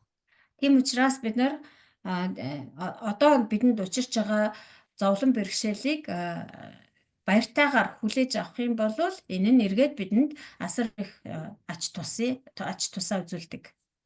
그래서 징계받을 때 유익은 바로 우리 인격이 자라나게 되고 또 겸손하게 되고 낮아지게 되고 복종하게 되고 죄를 미워하게 됩니다. 인격이 인격이 낮아. 자라난다면 성숙 자라난다. 자랑하고 그다음에 자라나고 겸손하고 겸손하고 낮아지고 예. 낮아지고 그다음에 복종하게 되고 복종. 네, 복종하고 그다음에 죄를 미워하게 된다. 죄를 미워한다. За тэгэхээр энэ сахилгажуулалтаас ирдэг ашиг тус нь юу юм бэ гэхээр бидний одоо зан чанар хувьд бид нар өсөж төлөвшдөг, өөрийгөө даруу болгодог, өөрийгөө бас дорд болгодог. Тэгээд эзэнд дуулууртай захирагддаг, мөн гэм нүглийг үзэн яддаг болгодог. Энэ бүхэн нь л сахилгажуулалтаас ирдэг ашиг тусна. 네, 그다음에 18, 19절 말씀 보겠습니다. 하나님은 알- 아프게 하시다가 싸매시며 상하게 하시다가 그 손으로 고치시나니 6가지 환난에서 너를 구원하시며 7가지 환난이라도 그 재앙이 내게 미치지 않게 하시며 그랬습니다. Йов 5:18-19 дээр ишлэгийг уншъя. Тэрээр шархлуулдагч боож өгдөг, тэрээр цогтөгч түүний мотор эдгээдгээ. 6 гаригаас тэр чамайг аварч 7 хорлол чамд үл хүрнэ. 네, 이걸 보면 하나님은 징계에서 아프게 하시다가도 싸매 주시고 또 상하게 하시다가도 그 손으로 고쳐 주신다는 것입니다. Эндээс харах юм бол бурхан одоо сахилгажуулж тийм ээ сахилгажуулснараа бид нарыг шархлуулдаг ч гэсэн дараа нь боож өгдөг. Тэгээд тэр шийтгэж бид нарыг цогтөгч гэсэн эргээд өөрийнхөө мотраар эдгэж өгдөгөө гэсэн байна. 이 고쳐 주실 때에는 먼저 심령의 병부터 고쳐 주시고 그 다음에는 육신의 병도 고쳐 주십니다. За ингэж бид нарыг шарахыг маань боож эдгэж өгөхдөө эхлээд болохоор бид нарыг сүнс болон сэтгэлийн тэр шарахыг боож эдгэж өгдөгөө. Тэр өвчнөөс эдгэж өгдөг. Дараа нь хамгийн сүүлд нь бидний бие махбодыг эдгэж өгдөг. 그 다음에 6가지 환난에서 너를 구원하시며 7가지 환난이라도 그 재앙이 내게 미치지 않게 하신다고 그랬습니다. Тэгээ 19 дэх эшлэл дээр нь 6 гайгаас тэр чамайг аварч 7 хорлол чамд үл хүрэх болно гэсэн.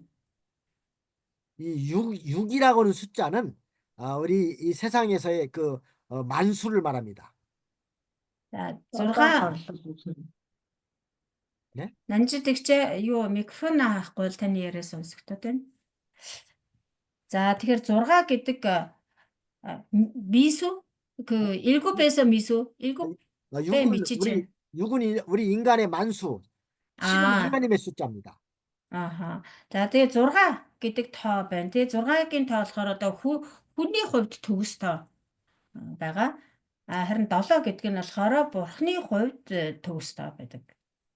그러니까 우리 성도에게 이 징계와 여러 가지 환란이 오지만 그 가운데서도 하나님이 건져주시고 또 재앙이 성도에게 미치지 않게 해주신다는 것입니다.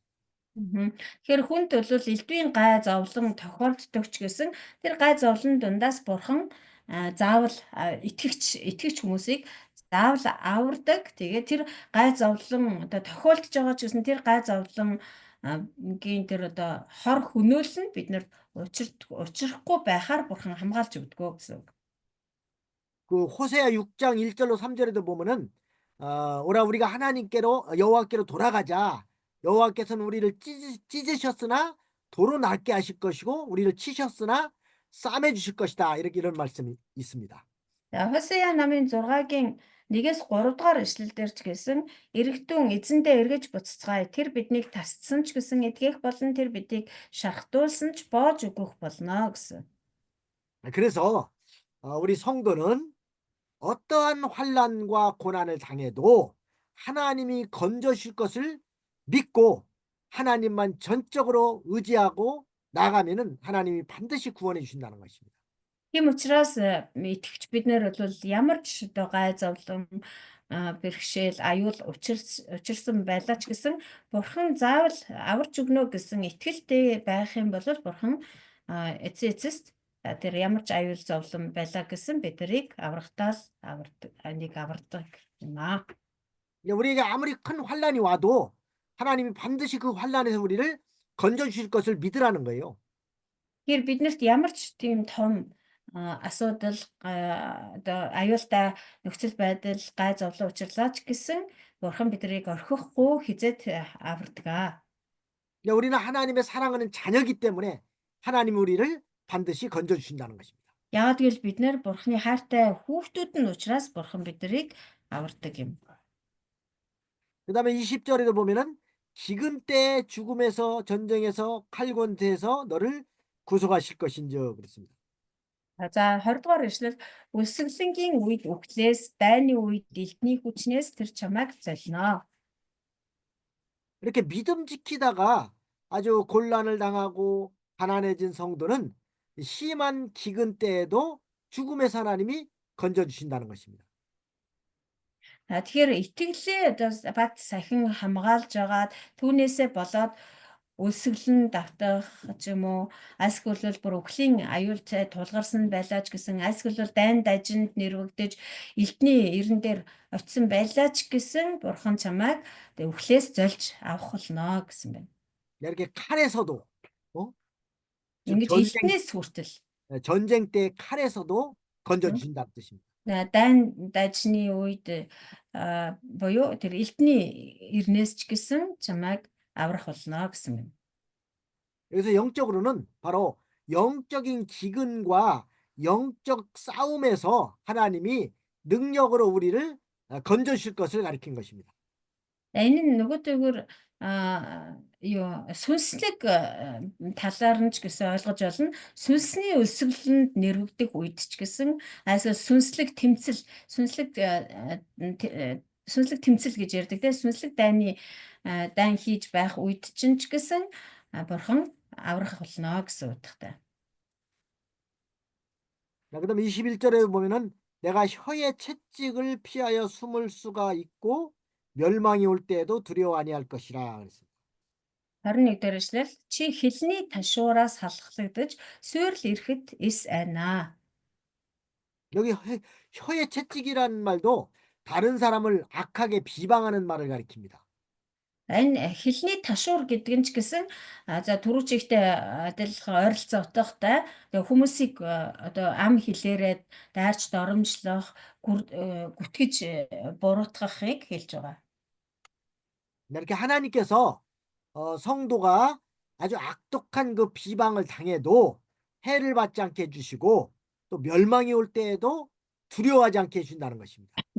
Тэр бурхан итгэгч хүмүүсийг ингэж одоо бусад хүмүүсийн хэл амны бай болж бусад хүмүүс одоо итгэгчдийг хичнээн тэгэж гүтгэж гүжирдэж байсан ч гэсэн тэгээд бас ямар ч одоо суурил мөхөл ирэхэд одоо тэгэж гүтгэж гүрдүүлж байсан ч гэсэн бурхан хамгаалж өгөх болно бас ямар ч суурил мөхөл ирэхэд ч гэсэн итгэгчдийг айхгүйгээр хамгаалж өгөх болно гэсэн. 근데 다른 사람이 나를 비방하고 또 악하게 한다고 해도 두려워하지 말라는 것입니다. Тийм учраас хүмүүс бид нарыг хичнээн их гүрдэж гүтгэж буруутгаж байсан ч гэсэн тэднээс айх хэрэггүй гэсэн үг. 근데 하나님이 지켜주시고 그 악한 자는 하나님이 반드시 심판하시기 때문입니다. Яагаад гэвэл бурхан итгэвч бид нарыг гарцаагүй хамгаалж өгөх болно. Харин тэр бузар муу хүмүүсийг заавал шийтгэх учраас. 그리고 22절, 23절에도 내가 멸망과 기근을 비웃으며 들짐승을 두려워하니 할 것은 밭에 돌이 너와 언약을 맺겠고 들짐승이 너와 화친할 것임이라. 22-23 дараачлал суурл ба өсөглөн болоход чи инээж хээрийн араатнуудаас ч ис айна. Учир нь чи талын чулуунуудтай холбоотон болж хээрийн араатнууд ч чамтай эвтэй байх болно. 이렇게 하나님이 도와주시고 지켜주시기 때문에 멸망과 기근을 비웃으며 들짐승을 두려워하지 않게 된다는 것입니다. Тэгэхээр ингэж бурхан нэгэнд бидрийг хамгаалж тусалдаг учраас суурл өсөглөнгийн үед ч гэсэн чи инех болно, хээрийн араатнуудаас ч гэсэн айхгүй байх болно гэсэн байна. 근데 하나님이 지켜주기 때문에 아무리 기근을 당해도 하나님이 그 기근 가운데서도 건져주시는 것입니다.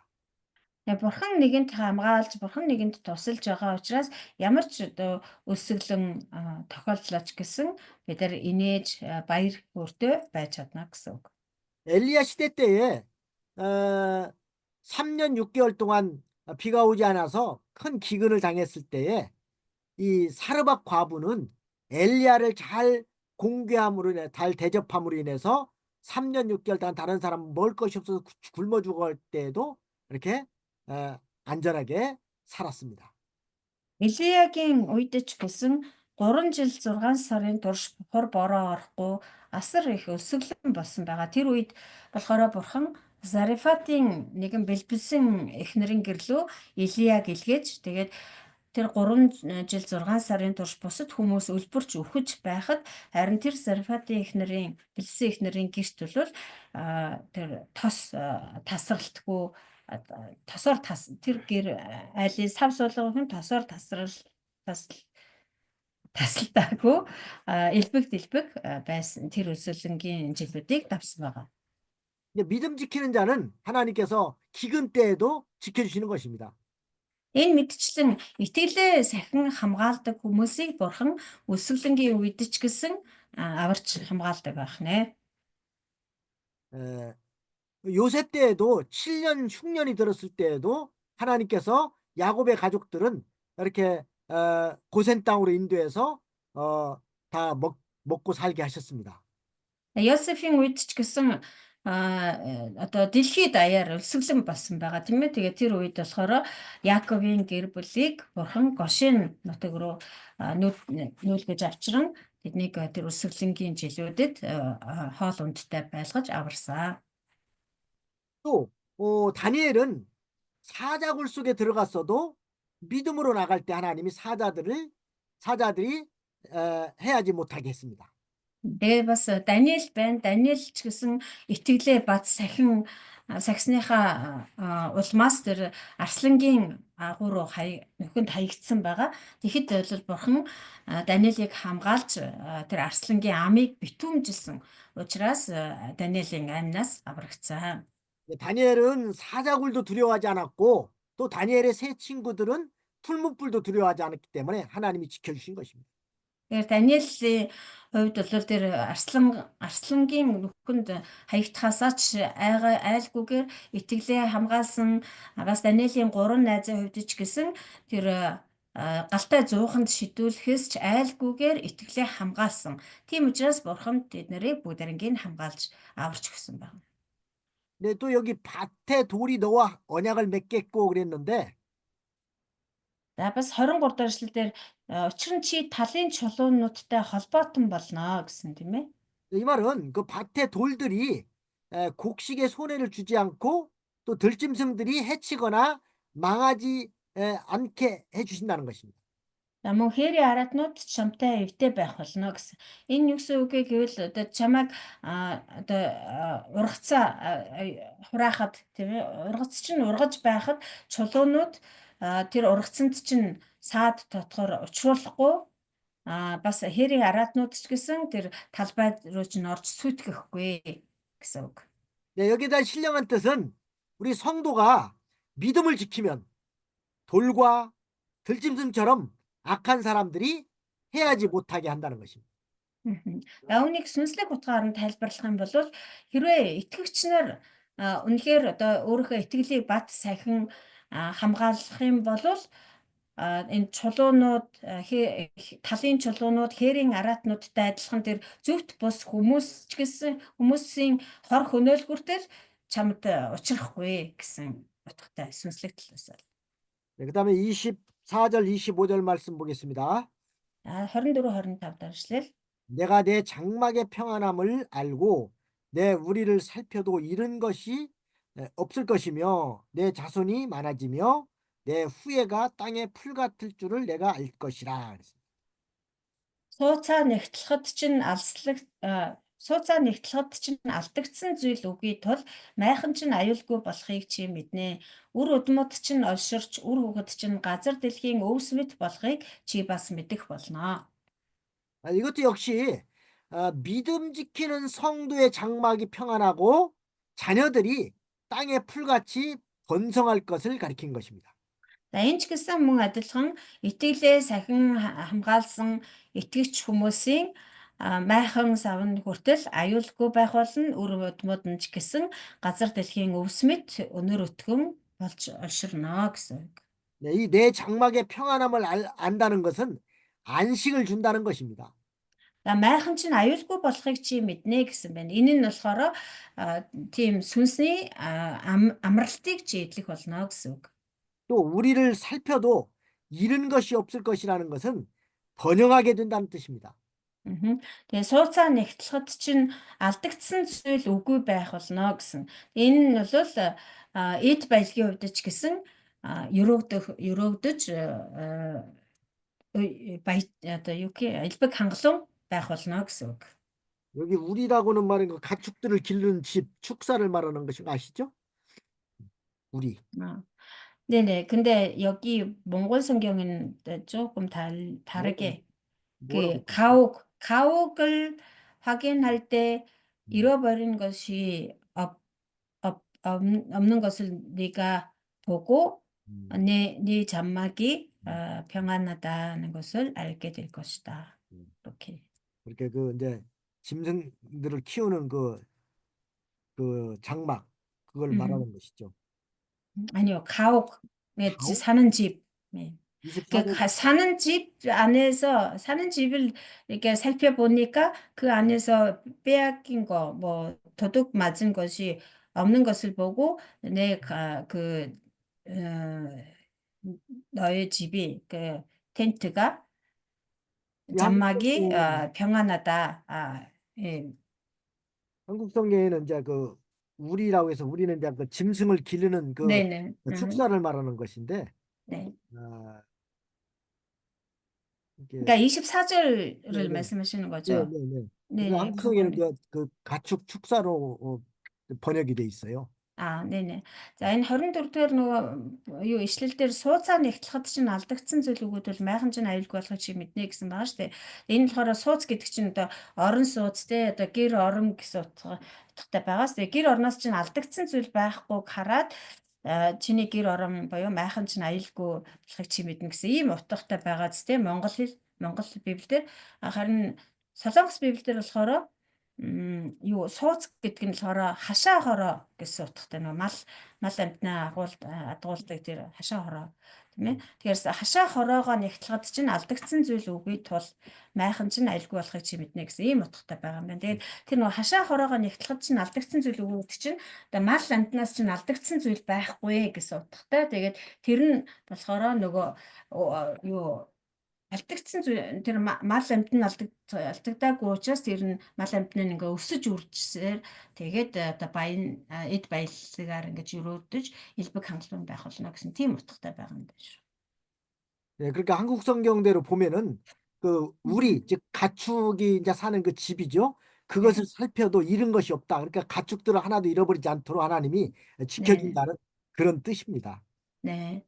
За тэгэхээр солонгос орчуулгаараа хэрвээ тайлбарлах юм бол хашаа хороогоо нэгтлэхэд чинь алдагдсан зүйл үгүй гэсэн. Тэгэхээр мал амьтнаас нь одоо дээр алдагдсан зүйл байхгүй. Ямар ч одоо хохирол те эд баялагын хувьд ч гэсэн ямар ч хохирол амсахгүй байхаар бурхан тэгэж хамгаалж өгөх болно гэсэн үг. 그다음에 내 후예가 땅의 풀 같을 줄 안다는 것도 그 육신의 자손도 번성하지만 영적 신앙의 자손이 번성한다는 뜻입니다. За бас 25 дахь эшлэлдэр үр удмууд чинь олширч үр хүүхэд чинь газар дэлхийн өвс мэт болохыг чи бас мэдэх болно гэсэн. Энэ нь болохоор одоо махан биеийн те мах цусны холбоотой одоо бидраас төрсэн үр удмын тухайд ч ярьж байгаа. Мөн сүнслэг талаас нь бол чиний сүнсний хүүхдүүд ч гэсэн үржиж олшрох болно гэдгийг илэрхийлж байгаа. 네, 그러니까 이 말은 이게 믿음 지키는 성도를 성도의 그 집을 하나님께서 평안하게 해주시고 또 그 가축의 우리도 잃어버린 것이 없도록 지켜주시고 또 그 후손도 이렇게 번성하게 해주신다는 그런 뜻입니다.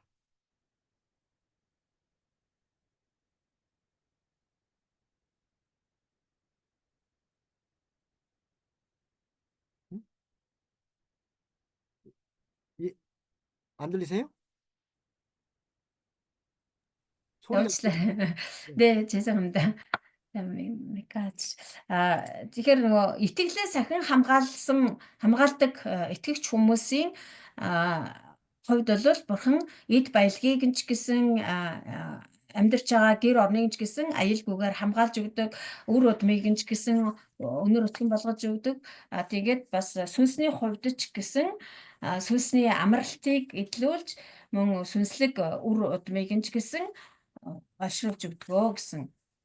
네, 그다음에 26절 보면요. 내가 장수하다가 무덤에 이르리니 곡식단이 그 기한에 운반되어 올리움 같으리라 그랬습니다. За 26 дахь эшлэл цагт нь хурааж юужлээд өвтрөмд аваадсан тариа мэт сайхан өндөр наслаад булшиндаа чи орно. 네, 이것은 이제 믿음 지킨 성도는 이렇게 장수하고 열매를 맺고 하늘나라에 갈 것을 가리킵니다.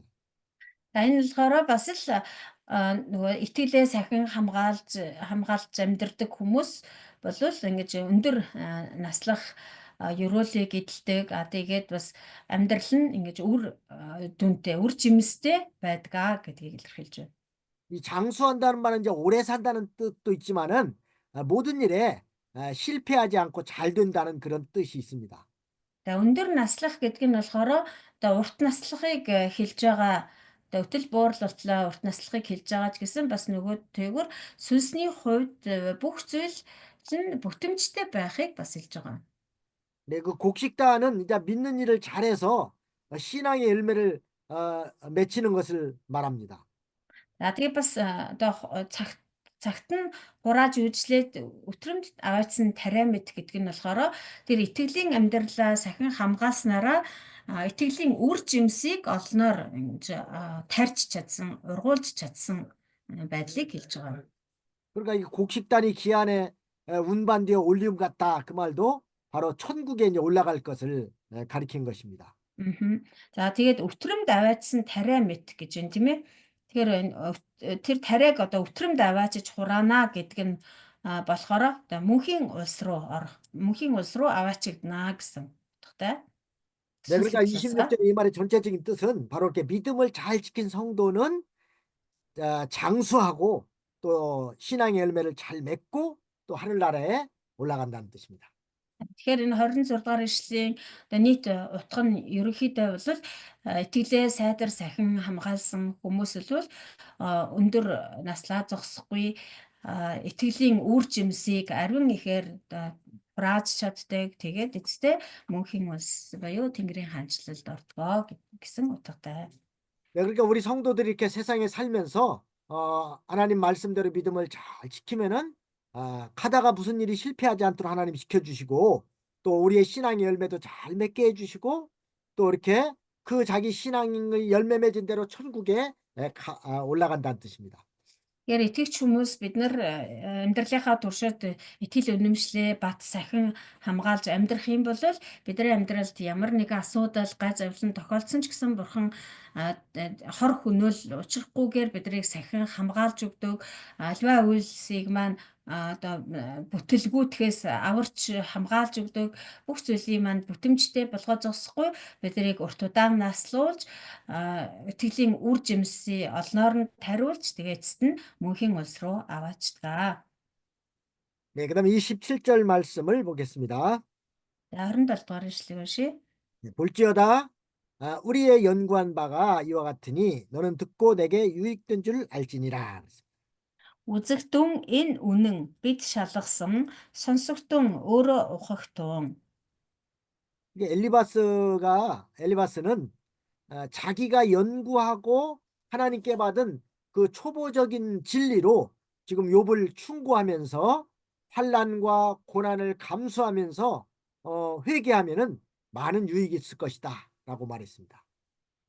Тэгэхээр эндээс харах юм бол Элифаз Йовд хэлж байгаа үг шүү дээ. Тэгэхээр Элифаз одоо бурхнаас сонсоод өөрөө амьдралаараа шалгасан тэр үннийг Йовд одоо зөвлөж хэлж тэгээд Йовоо чи одоо энэ үннийг одоо энэ шалгарсан үннийг чи сонсож хүлээж аваад бурхны өмнө гимшээ. Тэгэх юм бол бурхан чамайг ийхүү энд дурдсанчлан тэгээд сахин хамгаалж аварч өгөх болно гэж зөвлөж байна. 자, 이걸 보면 엘리바스도 그래도 상당히 성경을 많이 연구하고 진리를 많이 깨달은 사람입니다. За тэгээд эндээс харах юм бол Элифаз ч гэсэн Библийг үнэхээр одоо судалж уншдаг хүн гэдгийг харж болно. Бас тэр үннийг үнэхээр амьдрал дээрээ ингээд шалгаж өөрийн биеэр амсаж үзсэн итгэлийн хүн байна гэдгийг харж болно. 그러나 엘리바스는 이렇게 성경에 좀 더 깊은 신령한 진리에까지는 도달하지 못했습니다. Гэхдээ Элифаз хэдийгээр одоо Библийн тэр мэдлэг нь байсан ч гэсэн яг бүр нөгөө сүнслэг төвшөнд хүртэл тэр ойлгож ухаарч чадаагүй байсан. 그래서 자기가 깨달은 그 초보적인 진리를 가지고 욥에게 훈계를 한 것입니다. Тэгээд тэр шалгарсан үнэн гэдэг байгаа нь болохоор Элифазын хувьд бол зүгээр л одоо тэр гүн сүнслэг утгатай биш анхан шатны мэдлэг байсан байгаа. Тэгээд тэр анхан шатны тийм мэдлэгээрээ олж мэдсэн тэр үнэн гэж үзэж байгаа тэр мэдлэгээрээ Йовд зөвлөгөө өгч байгаа хэрэгээ. 욥은 신앙의 경지가 아주 높은 자리에 있는 사람이기 때문에 엘리바스의 말이 해당되지 않지만은 그래도 우리에게 주시는 귀한 진리가 있습니다. Тэгээд Йовын хувьд болохоор Элифазын зөвлөгөө нь бол одоо өчүүхэн те үнэхээр одоо анхан шатны одоо юу гэх бага ангийн сурагчийн хэмжээний тийм төвшний тийм одоо зөвлөгөө байсан.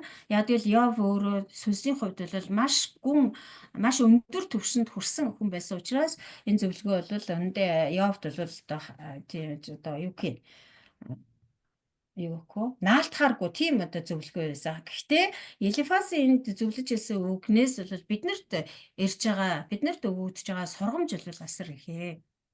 자, 우리도 어떤 고난이 오더라도 하나님 말씀을 끝까지 잘 지켜서 순종하는 그런 신앙인이 되어야 되겠습니다. Тэгэхээр бид нар бол амьдралд маань ямар ч зовлон бэрхшээл тохиолдсон гэсэн итгэлээ эцсээ хүртэл сахин хамгаалдаг байх ёстой юм аа. 네, 제가 기도하겠습니다. За залбирая. 하나님 아버지, 우리도 성경의 귀한 진리를 잘 깨닫는 자가 되게 해 주시옵소서. Минь бид нар ч гэсэн Библиэл дэх эрхэм нандин үннийг ойлгож ухаардаг хүмүүс болгож өгөөрэй. 좀 더 믿음이 자라나서 신앙의 높은 경지에까지 이를 수 있는 자가 되게 해주시옵소서. Итгэлээрээ бид нэр үргэлж өсөж үнэхээр итгэлийн гүн түвшин, өндөр түвшинд хүрч чаддаг итгэлтэй болоход туслаарай. 믿음 잘 지키는 자를 하나님께서 평안하게 해주시고 모든 앞길을 인도해 주신 것을 믿습니다. Итгэлээ сайдар сахин хамгаалсан хүмүүсийг та амар тайван байлгаж бүхий л ажил үйлсийг нь бүтэмжтэй болгож өгдөг гэдэгт итгэж байна. 우리 모두가 이런 신앙을 가지게 해주시옵소서. Бидэнд бүгдээрэнд маань ийм итгэлийг та зөвшөөрч өгөөрэй. 예수님의 이름으로 기도하옵나이다. Есүсийн нэрээр залбирanгуйж байна. Амен. 네. 네, 오늘 여기까지 하겠습니다. Ингээ өндөр хичээл маань дуусч байна. 네, 네, 수고하셨습니다. 네, За баярлалаа. 수고하셨습니다. 다음에 뵙겠습니다. 네, 수고하세요. 네.